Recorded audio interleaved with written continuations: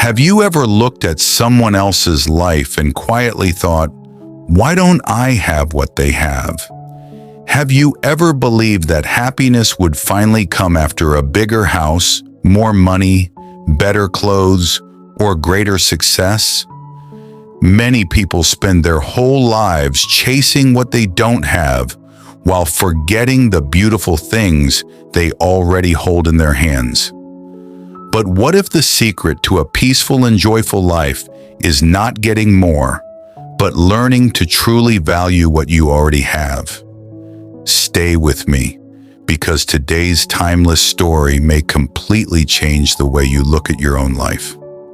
My name is Jopha, and today I want to share a timeless story about gratitude, contentment, and the true meaning of happiness. Listen carefully until the end, because one simple lesson from this story might stay with you for the rest of your life. Long ago, in a quiet village surrounded by green hills, there lived a young farmer named Noah. He was strong, hardworking, and honest. Every morning before sunrise, he worked in his small field. He grew wheat, vegetables, and a few fruit trees. His little house was simple, but it was clean and full of warmth. Even though Noah had enough food to eat and a peaceful place to sleep, he was never satisfied. Whenever he looked at his neighbors, he compared his life with theirs. One neighbor had a larger farm. Another owned many horses. A merchant in the village wore expensive clothes and traveled to big cities. Every day Noah said to himself, "If only I had what they have, I would finally be happy." As time passed, his heart became heavier. He stopped enjoying the songs of birds. He no longer noticed the beautiful sunrise. Even family dinners became silent because his mind was always filled with what he was missing. One afternoon, an elderly woman known by everyone as Grandma Miriam arrived in the village. She wore simple old clothes, carried a wooden walking stick, and had gentle eyes that seemed full of wisdom. The villagers welcomed her warmly and offered her food. When Grandma Miriam met Noah, she noticed sadness on the young man's face. She gently asked, "Why do you look so worried?" Noah replied, "I work every day, but my life is too small. Others have so much more than I do. I cannot feel happy." Grandma Miriam smiled but did not answer immediately. Instead, she said, "Tomorrow morning, meet me before sunrise at the old oak tree outside the village." Curious, Noah agreed. The next morning, they began walking together. After a long journey, they reached the top of a high hill. From there, they could see the entire village. Grandma Miriam pointed toward a large mansion. "Do you see that rich man's house?" "Yes," Noah answered. "Go and ask him if he has peace." Noah walked to the mansion. The rich man welcomed him inside. Everything looked beautiful. Golden lamps, expensive furniture, and servants filled every room. But the rich man's face looked tired. When Noah asked if he was happy, the man sighed deeply. "I worry every night that someone will steal my wealth. I trust no one. I cannot remember the last time I slept peacefully." Noah thanked him and left. Then Grandma Miriam pointed toward another house where a successful merchant lived. Again Noah visited. The merchant had many boxes filled with gold and silver. But while talking, he admitted, "I spend my whole life traveling for business. My children have grown up without me. They hardly know who I am." Noah quietly walked away. Finally, Grandma Miriam led him to a tiny cottage on the edge of the forest. An old couple lived there. Their house was much smaller than Noah's own home. They owned almost nothing. Still, they laughed together while sharing a simple bowl of soup. When Noah asked how they stayed so cheerful, The old woman smiled. We thank God every morning because we wake up together. We have enough food for today. We have each other. What more do we truly need? Her words stayed in Noah's mind. As they walked back, Grandma Miriam stopped beside a quiet river. She picked up 2 cups. One was made of gold. The other was made of plain clay. She filled both with fresh water. Drink, she said. Noah drank from the golden cup.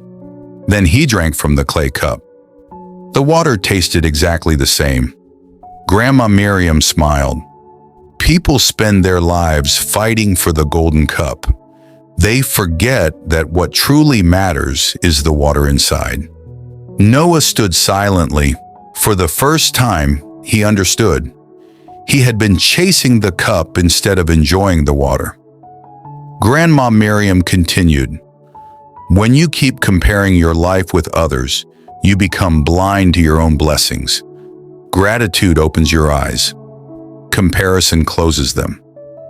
Those words changed Noah forever. From that day, he began noticing small blessings. He smiled when the morning sun touched his fields. He enjoyed eating simple meals with his family. He laughed with neighbors instead of competing with them. He planted new trees without worrying whether someone else's farm was bigger. Months passed. Something surprising happened. People started noticing that Noah looked different. Not because he had become richer, not because he owned more land, but because peace had returned to his face. One day a young boy asked him, "How did you become so happy?"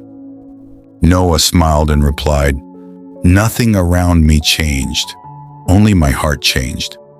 Years later, Grandma Miriam returned to the village. She found Noah sitting outside his house, watching the sunset with his family.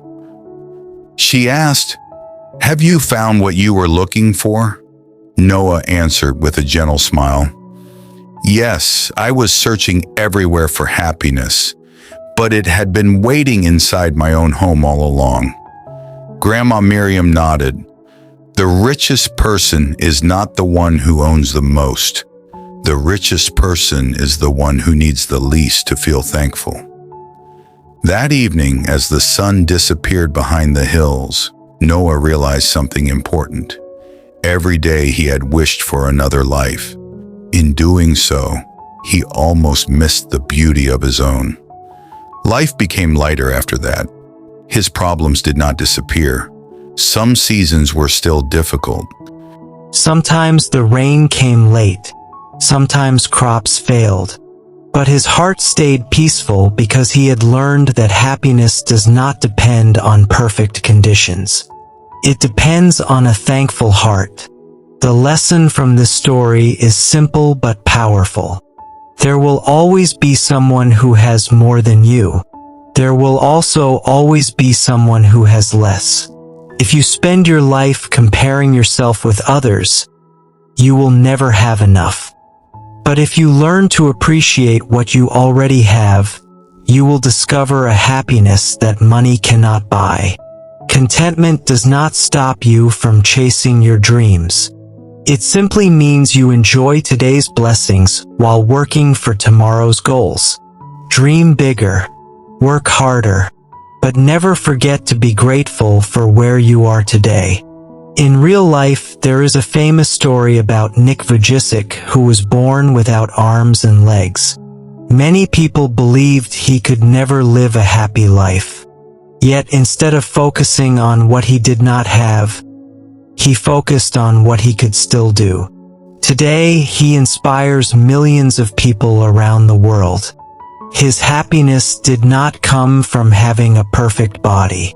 It came from accepting his life, being thankful, and choosing hope every single day. His story reminds us that true happiness begins inside us, not around us.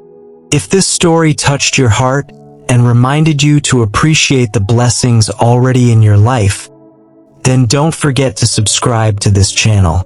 Every week, we share timeless stories that inspire, encourage, and help you become a better version of yourself. Now I have one question for you. What is one blessing in your life that you often forget to be thankful for? Share your answer in the comments. I would love to read it.